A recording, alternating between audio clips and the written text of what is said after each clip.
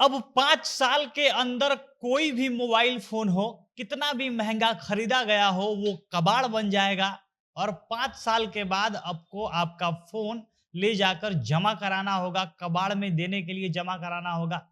अब ये सुनकर एकदम से सदमा लगने जैसा है, झटका देने जैसा है, लेकिन ये सच्चाई है क्योंकि सरकार एक नई स्क्रैप पॉलिसी लेकर आई थी। जैसा कि सरकार ने वाहनों को लेकर स्क्रैप पॉलिसी लाया था और वो लागू भी हो चुका है, वैसा ही एक स्क्रैप पॉलिसी इलेक्ट्रॉनिक सामान के लिए आया है और इसके तहत बताया गया है कि मोबाइल फ़ोन हो, लैपटॉप हो, घर में रखा फ्रिज, एसी, टीवी ऐसे करके 134 ऐसे इलेक्ट्रॉनिक सामान हैं जिनका एक्सपायरी डेट तय कर दिया गया है।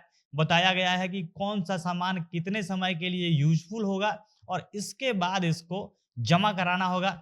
इसके लिए सरकार ऐसे स्क्रैप को मतलब ऐसे कबाड़ को जमा करने के लिए सरकारी सेंटर्स खोलेगी और वहाँ पर ले जाकर ये सारा चीज़ जमा कराना होगा, जैसा कि गाड़ियों के लिए हो रहा था। अब इसमें क्या-क्या होगा, किस सामान के लिए कितना समय निर्धारित किया गया है और क्यों ऐसा कदम उठाया गया है, हर चीज़ विस्तार से आपको वीडियो में आगे बताएँगे। और उससे पहले नमस्कार, जनता जंक्शन देख रहे हैं आप और मैं हूँ सन्नी मिश्रा। कैमरे के पीछे हमारे साथी विशाल खड़े हैं। भारत सरकार ई-वेस्ट जो मैनेजमेंट होता है, जो इलेक्ट्रॉनिक सामानों से जो कचरा निकलता है, वेस्ट मटेरियल निकलता है, इससे काफ़ी परेशान है। इससे जो पर्यावरण को नुकसान पहुँच रहा हो, तमाम तरीके का हानि लोगों को हो रहा था, सरकार इससे चिंतित है और भारत में ई-वेस्ट मैनेजमेंट एक बहुत बड़ी परेशानी का जड़ है। एक सर्वे के अनुसार, एक डाटा के अनुसार ये भी बताया गया है कि पूरे विश्व में भारत तीसरे नंबर पर है, जहाँ से ई-वेस्ट सबसे ज़्यादा निकलता है, मतलब इलेक्ट्रॉनिक कचरा सबसे ज़्यादा निकलता है, जैसे खराब पड़ा हुआ फ़ोन, मोबाइल, टीवी ऐसे फेंका हुआ उसका कूड़ा-कचरा सबसे ज़्यादा निकलता है।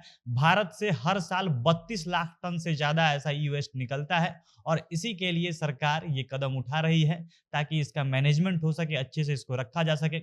अब कुछ दिन पहले ये खबर काफ़ी चर्चा में थी कि सरकार जो जितने भी वाहन हैं, इनको स्क्रैप में डालने के लिए अलग-अलग जगहों पर सेंटर्स खोलेगी। इसके लिए टेंडर निकल रहा था कि लोग इसके लिए मशीन लगाएँगे और वहाँ पे गाड़ी को आप जमा कराएँगे।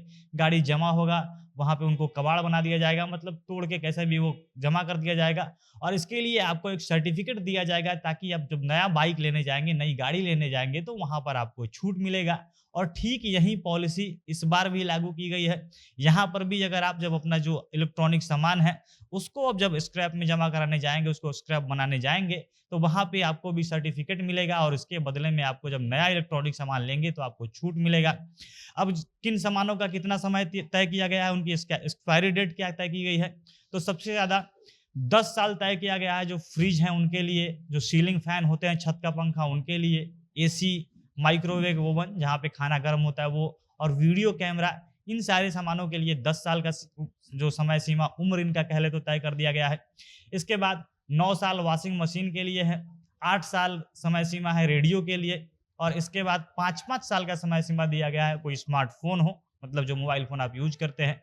इसके अलावा टैबलेट, लैपटॉप और इसके साथ-साथ जो स्कैनर होता है, जिससे कोई भी आप डॉक्यूमेंट स्कैन करते हैं, उसकी उम्र समय सीमा 5 साल तय की गई है। इसके बाद ये सारा चीज़ कबाड़ बन जाएगा, मतलब यूज़ करने लायक नहीं रहेगा, ऐसा सरकार का कहना है।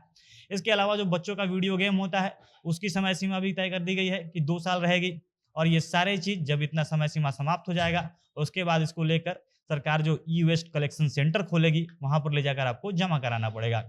अब एक सर्वे हुआ है जो Indian cellular and electronic association ने कराया है, उसमें बताया गया है कि भारत में कम से कम 20 करोड़ 60 लाख ऐसे इलेक्ट्रॉनिक आइटम हैं, जिसमें स्मार्टफ़ोन, कंप्यूटर ये सब हैं।